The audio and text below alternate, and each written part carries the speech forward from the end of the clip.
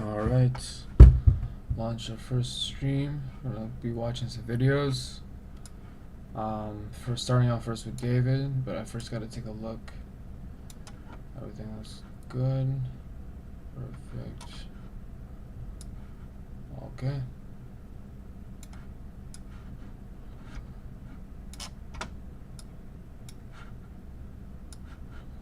Let's rock and roll.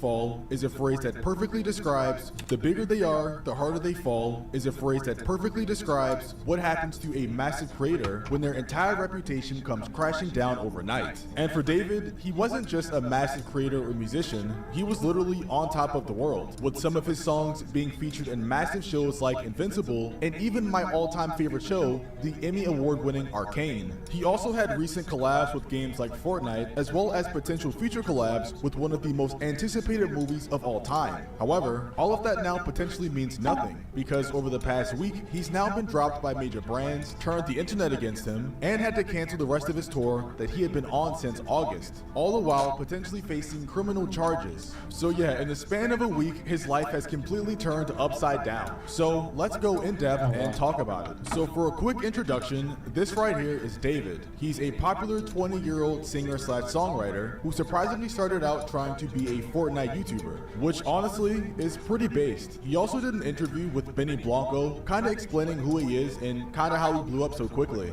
So basically, I played Fortnite from 2017 to 2021. I became a YouTuber. I was playing Call of Duty, Fortnite, all these different type of games to try to become like the biggest next thing, streamer, Kaisen, and everything. However, as he was making his Fortnite montages, he kept getting copyright for the music that he was using because obviously it wasn't his, and because of that, he couldn't make any money from the videos. And as he was on the phone crying to his mom about it, she told him to start making his own music, therefore he wouldn't get copyrighted. And after that is how his music career really started. I was like, wait a minute, I could probably do that. And you never did it before in your life? Never.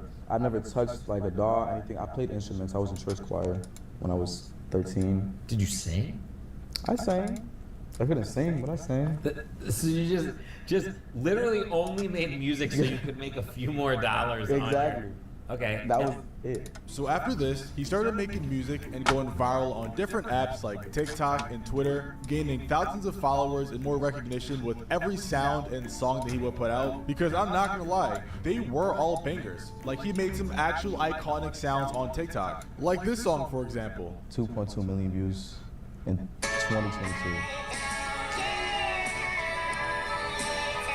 I did not know he made this song. Like this was heat, and I remember listening to this so many times. And knowing that he only made these songs so he could use them in Fortnite montages just adds an extra layer of like relatability to it. He also made some other iconic songs, but you guys get the point. He had his hand in a lot of the iconic songs that people use for TikTok edits, which is a reason why he grew so fast. Because I'm pretty sure within like a year or two of him starting to make music, he was already opening for SZA. So that should tell you just how fast he was blowing up online. But as I stated earlier, he blew up fast, but it seems like he came down even faster. Because although everything seemed to be going right for him, some things weren't right under the surface. And eventually, it would all come out on September 8th of 2025. Now, before we continue, I do want to note that on this day, David was currently on tour somewhere else, and I think it would ping him at Minneapolis during this time period. So the 7th of September was Madison, Wisconsin, and then the 9th of it would be Minneapolis, Minnesota. What? So yeah, during September 8th, he would either be already in Minneapolis, or he would be traveling to it for his show there. So just keep that in mind that when all this is going down, he's not in LA.